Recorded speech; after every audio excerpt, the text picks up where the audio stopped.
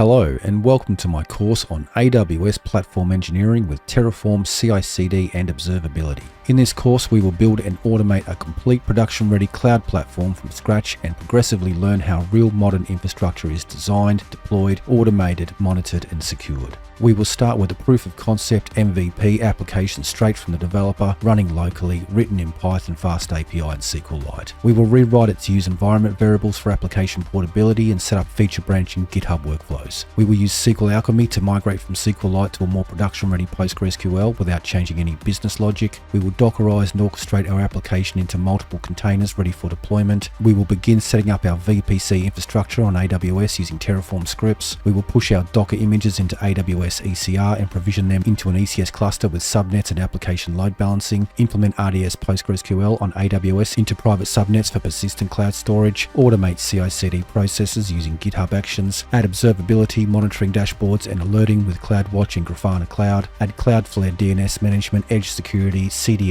SSL TLS, DDoS protection and implement further operational security practices. Finally, our whole infrastructure will be versioned, scripted and reproducible on demand via Terraform and CI/CD GitHub Action workflows. Thanks for taking part in my course and I hope to see you there.